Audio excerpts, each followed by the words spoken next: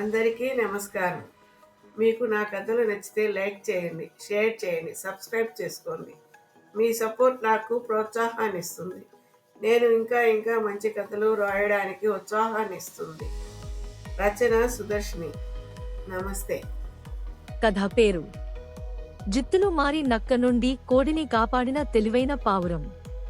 ఓ అడవిలో ఎన్నో వన్య మృగాలతో పాటు చిన్న చిన్న పెట్టెలు, పావురాలు, నక్కలు అన్నీ కలిసి జీవిస్తూ ఉండేవి. అమాయకమైన ఆ చిన్న చిన్న జీవులు ఎంతో సంతోషాన్ని ఆనందంగా జీవిస్తూ ఉండేటివి. అప్పుడప్పుడు ఆ నక్క బారిన పడి చాలా అమాయకమైన జీవులు బలైనాయి కూడా. ఒకరోజున నక్క నడుస్తూ రైతు పంట పొలాల దగ్గరికి వచ్చింది. అక్కడ కోళ్ల గూటిలో ఒక తెల్లటి కోడి ధాన్యం ముక్కెడుతూ కనిపించింది. ఆ కోడిని చూసి నక్క ఆకలితో తన పెదాలు తుడుచుకుంటూ, ఆహా, ఎంత బలమైన కోడి! ఎలాగైనా దీనిని దక్కించుకోవాలి అనుకుంది. ఇప్పుడు ఆ జిత్తులమారి నక్కకు ఆశ కలిగింది. దీనికోసం నక్క ఒక పథకం వేసింది. పంట పొలం వద్దకు వెళ్లి కోడికి మాయ మాటలు చెప్పి నమ్మించాలనుకుంది. నక్క కోడికి దగ్గరగా వెళ్లి స్నేహం భావంతో ఇలా అంది: ఓ కోడి, నన్ను గుర్తుపట్టలేదా?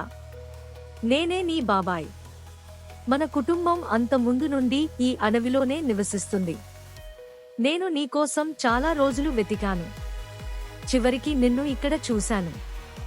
అమాయకమైన కోడి ఈ మాటలకి అవునా బాబాయ్, నిజంగా నేనే గుర్తుపట్టలేదు అని అంది. దీంతో నక్క నవ్వుతూ, నువ్వు ఇంకా చిన్నపిల్లవు కదా, అందుకే గుర్తుపట్టలేదురా. నేను నీకు మన కుటుంబం ఉండే అందమైన అడవిని చూపిస్తాను. అక్కడ నీకు ఎలాంటి భయం ఉండదు. నీకు ఎంతో సంతోషంగా ఉంటుంది అని చెప్పింది. అమాయకమైన కోడి నక్క మాటలు నమ్మింది.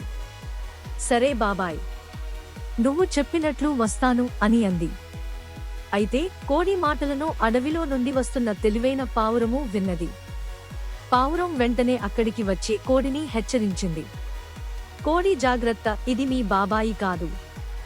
ఈ నీ అమాయకత్వాన్ని ఉపయోగించుకుని మోసం చేయడానికి వచ్చిన జిత్తులు మారిన నక్క అని అంది. నక్క వెంటనే కోపంతో పావురాన్ని చూసి, మా మధ్యలో ఎందుకు వస్తావు? నాకు కోడి మాటల్లో నీ దుష్ట ఆలోచన తెలిసింది. నేను హెచ్చరిస్తున్నాను.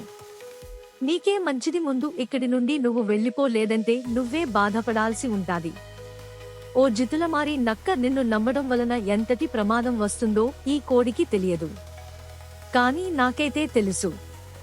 నేను ఈ కోడిని రక్షించడానికి ప్రాణాలైనా ఒడ్డుతా, కానీ వెనకడుగు వేయను. నక్క కూడా వెనకడుగు వేయకుండా కోడిని తీసుకెళ్లడానికి ప్రయత్నించగా, వీటి సంభాషణ అంతా వింటున్నా ఆ కోడికి రాబోయే ప్రమాదము అర్థం అయిపోయింది. కోడి పావురం మాటలు నమ్మి తన గూటికి పరిగెత్తింది. అప్పుడే అక్కడికి వచ్చిన రైతు నక్కని చూసి దుడ్డు కర్ర విరిగేలా చితకబాదాడు. దానిపై దాడి చేశాడు. నక్క భయంతో పారిపోయింది. పావురం తన తెలివితేటలతో కోడిని కాపాడింది అని అమాయకమైన కోడి పావురానికి కృతజ్ఞతలు తెలుపుకుంది.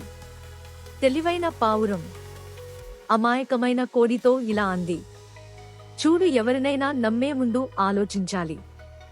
నిన్ను ఎవరు మోసం చేయడానికి ప్రయత్నిస్తున్నారో అని గుర్తించాలి. అమాయకంగా కొన్నిసార్లు ప్రమాదంలో పడిపోవడం సహజమే, కానీ ఎప్పుడూ అమాయకంగా ఉండకూడదు. ఇకనైనా జాగ్రత్తగా ఉండు, ఎవరినీ నమ్మకు. కోడి పావురానికి కృతజ్ఞతలు తెలుపుతూ ఇలా అంది: మీరు లేకపోతే నేను ఈరోజు నక్క చేతుల్లో చిక్కిపోయేదాన్ని. చాలా చాలా ధన్యవాదాలు పావురమా అని అంది. అలా జిత్తుల మారింది నక్క తన మోసపూరిత పథకంలో విఫలమై పారిపోయింది. కోడి తన గూటిలో సంతోషంగా జీవించింది. పావురం తన తెలివితో జంతువుల మధ్య విశ్వాసం, స్నేహ బంధాన్ని నిలబెట్టడానికి ఎప్పుడూ ప్రయత్నిస్తూనే ఉంటుంది. నిలబెడుతున్నది కూడా. ఎవరైనా తమ వంతుగా అందరి కోసం కృషి చేస్తే అది మంచి ఫలితమే ఇస్తుందిగా అన్నదే తన సిద్ధాంతం. కథ నుండి తెలిసిన నీతి: ఎవరినైనా నమ్మే ముందు వారి నిజస్వరూపాన్ని గుర్తించాలి. తెలివితేటలు మరియు జాగ్రత్త మన రక్షణకు శ్రేష్టమైన ఆయుధాలు.